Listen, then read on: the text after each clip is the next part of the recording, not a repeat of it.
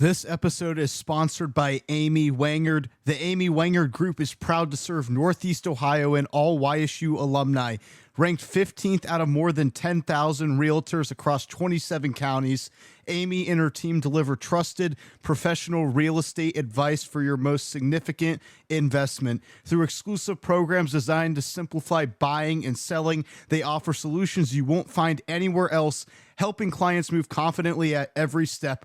Their goal is to maximize your value and provide a smooth, stress-free experience that turns your dreams into reality. At the Amy Wangard Group, clients become family, and every home is a new beginning. Learn more at amysguaranteed.com. Again, that's amyguaranteed.com. The link will be posted in the description.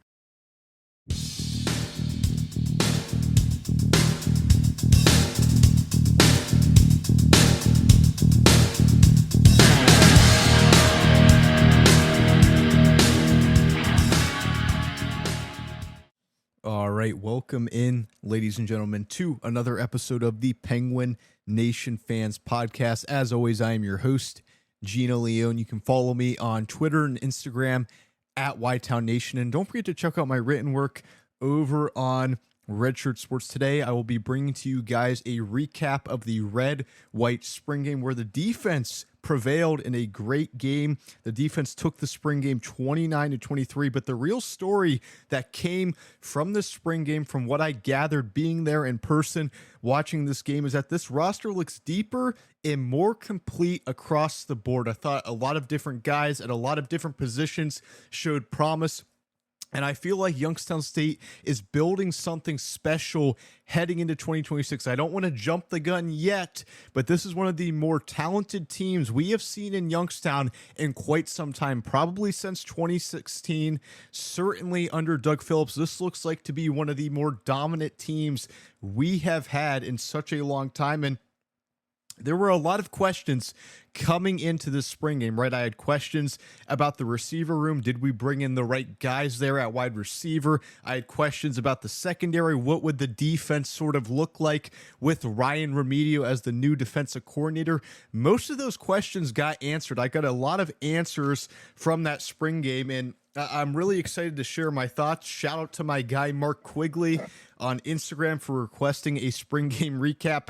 I should have released this episode a couple of weeks ago, but life gets chaotic sometimes. But from now on until the season, probably all the way through next offseason, I'll be consistent with these episodes and getting you guys prepared for an awesome football season, an awesome YSU men's basketball season. But let's focus on the spring game. Let's get right into it. First, with the wide receiver room. This is a loaded wide receiver room. And I've talked about this before. I don't necessarily believe that we're going to have a top end target that sort of dominates the wide receiver reps and sort of turns into that go-to target for Beau Brungard. We haven't found that yet. That could happen. I don't think it's going to happen because we have so much depth and balance, but I don't think that's an issue. We have some massive size in this wide receiver room with a guy like Dorian Williams from Ohio State who really impressed me. I was sort of sleeping on him heading into the spring game. He had a fantastic spring game. He's a big target for Beau. He had 6 catches for 61 yards. And then Jeremiah Sanders, he's 6'3". Lorenzo Jenkins, 6'3" as well, and then Connor Smith at 6'4". We just have some big dudes that Beau Brungard can throw to on a consistent basis, and that's going to be tough for cornerbacks and overall secondaries to match up against wide receivers that have that much length, that much size. We have guys that can go up and win contested catches. We saw that on several occasions in the spring game. I am super excited to see what this group does, and I think we have a deeper wide receiver room than last season, and I do think overall that could give us some more versatility with what we can do in Mike Yurcich's system. Lynn Weichel at the slot position, phenomenal. He had 4 catches, 57 yards. He has quickness, separation, reliability. He's that Grand Valley State transfer. He's going to be a huge part of our offense in sort of starting that jet sweep motion, all those motion sets that we like like to run that we saw last season when we had Flash Wilson. Fresh Walters also a solid option, a backup option at slot receiver. Those two will be competing for starting jobs. Right now, I would give the nod to Lynn Weichel as the starting slot receiver, but there's a lot of time between summer camp, summer training sessions, and then fall camp to determine who starts at that slot position. But I'm feeling really good about those top two guys. And then Brian Hunt did not play. He's a transfer from Findlay. I would expect him to be a key contributor for us at the wide receiver position next season. He might have even started the spring game. I'm not necessarily sure, but I went to a spring practice, watched some of the reps he took. He made an outstanding contested catch. He's not as big. He's 6 foot, 200 pounds, but he's a great player and another part of an incredibly deep rotation. And the bottom line here is that Beau has weapons everywhere. He's going to have a lot of people to throw to, and that's important. And then Beau Brungard at the spring game, he's still elite. It's unbelievable how good he is. He had 314 passing yards, 2 touchdowns, 55 rushing yards. He looked completely in control. His command of the offense is what impressed me the most. And it's ridiculous that he can put up these numbers and I won't even notice it because I'm just so focused on watching Beau, and he's so good that these numbers we just come to expect. He didn't do anything flashy. He was just dominant. He just managed the pocket well. He made really good decisions throwing the ball. His passing ability continues to be better. And the key takeaway here is he might somehow be better than last season. It's going to be a different wide receiver group that he is working incredibly hard with to build that chemistry. But I just think if he remains healthy next year, and we need him to remain healthy because I'm going to talk about the backup quarterback situation here in a second. If he remains healthy, he is in store for an even bigger and better year than his Walter Payton Award campaign. And if you talk to Beau, again, his goal is going to be win the Missouri Valley, win a national championship. But I think statistically, he's going to have another phenomenal season, and I can't wait to see what he does for us next season. Backup quarterback situation. This was really a huge concern for me heading into the spring game, and there's a lot of unanswered questions that did not go answered at all during the spring game. Both Malachi Lewis and Zebulon Kinsey struggled a lot. I'm just going to be honest here. They both looked really, really rough. I know we all have bad days. We all have bad games. But Lewis, he's still likely quarterback 2. I would be surprised. The big issue for him in the spring game is he seemed to hold onto the ball too long, and that enabled the defensive line to get pressure on him and sack him. Kinsey, he may be fighting just to hold on to the third quarterback role. He struggled tremendously to hang on. Shane Cole ended up getting second team reps because both those guys, Lewis and Kinsey, did just not look good. Cole showed the most poise and confidence of the group, but I think Cole will probably end up at that third quarterback role. Kinsey's going to be competing with Cole for that third quarterback role, and I think Lewis is still going to be that number 2 option, even though he didn't really do anything that impressive. He didn't make as many mistakes, though, as Zebulon Kinsey did in the spring game. But again, it's a pressure situation, right? That's probably the first game-like situation they have felt with fans and people watching. I can understand having a rough showing. All those guys are young quarterbacks, so this is going to be an intriguing position battle to watch heading into fall camp, and I can't wait to see when that roster drops and that depth chart drops for the first game of the season. Who's that backup quarterback? Running back depth, I was pleased to see that running back. There are a lot of guys getting rotations, getting reps. I think the rotation behind Gene Gilbert with Antoine Gardner, Donald Barksdale, and Tahir Mills, they just all have different styles, and I think that's what makes this running back room unique, is that you have a guy like Antoine Gardner and Tahir Mills that can punish you with physicality, and then you have Donald Barksdale, who's very explosive and can do a variety of different things. He has an outstanding high school pedigree. I was pleased to get an answer about the running back room. I had some questions about the backup situation there. I didn't think last season I was too impressed with what we had behind Jaden Gilbert, I know Ethan Wright contributed.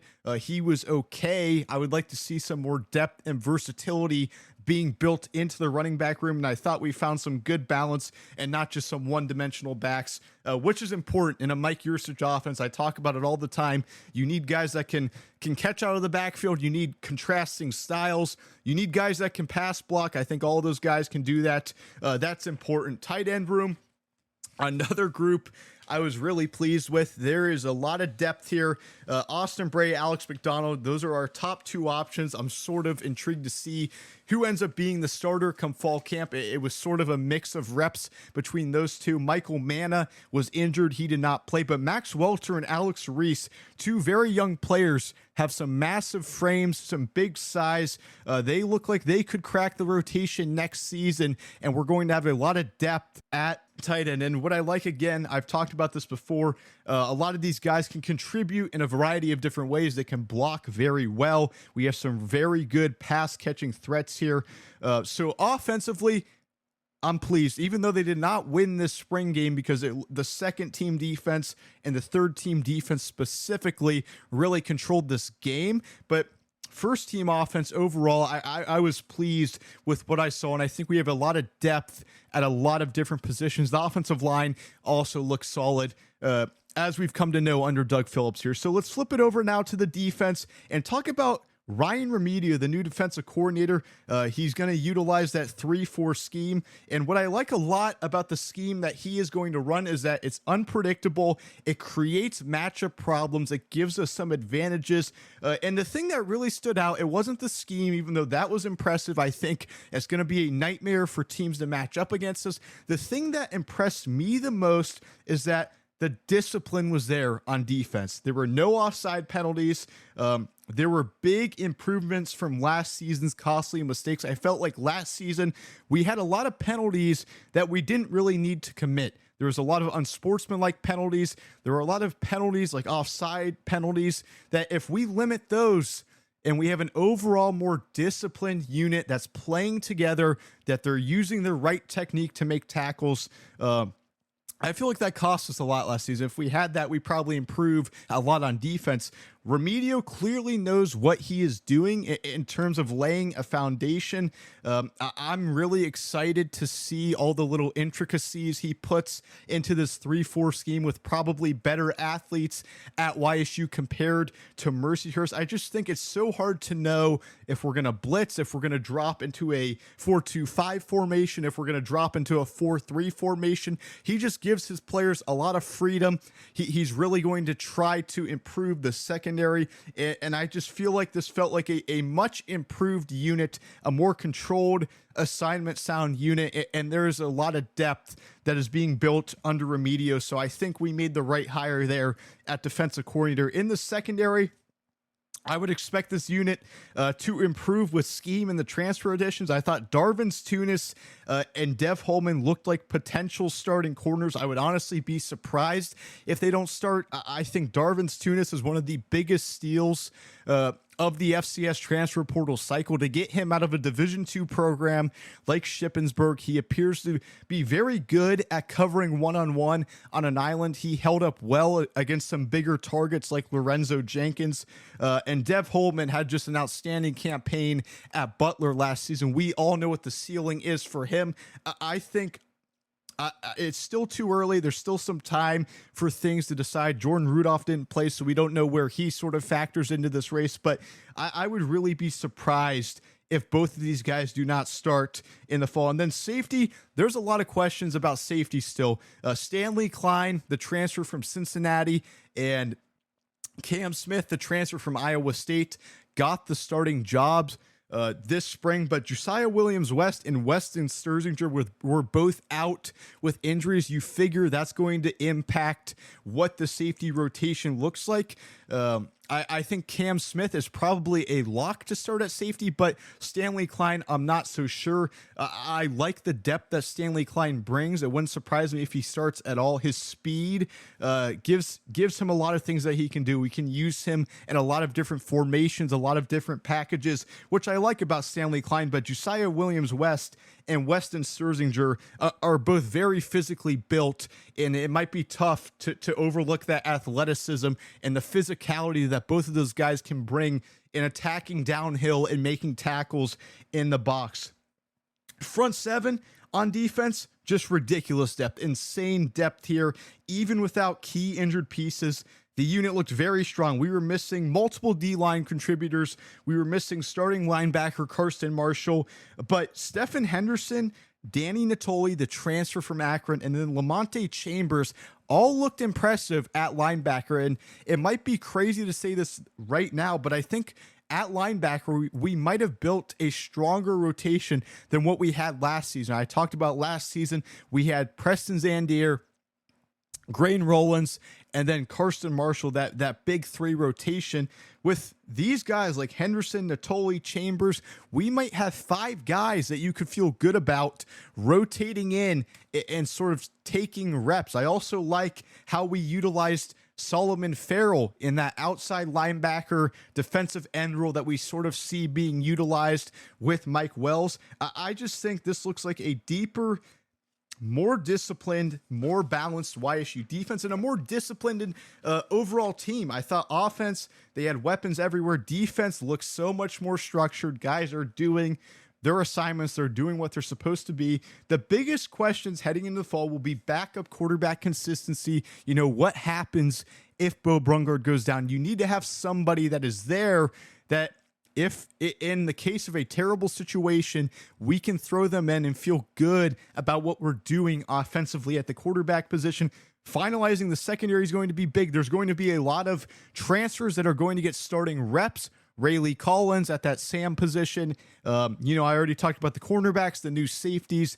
There's going to be a lot of guys that are going to have to mesh together. And I think with the new scheme that Ryan Remedios runs, it's going to generate more matchup advantages for those guys in the back end of the defense. And that's what makes me positive heading into the next season. Again, if we can just get a defense that can hold teams to say around under 25 points per game, and our offense continues to play at an elite level, I think we could have a special season where we're really competing and pushing for the top of this league. So that's going to do it for this edition of the Penguin Nation Fans Podcast. Thanks, everybody, for tuning in.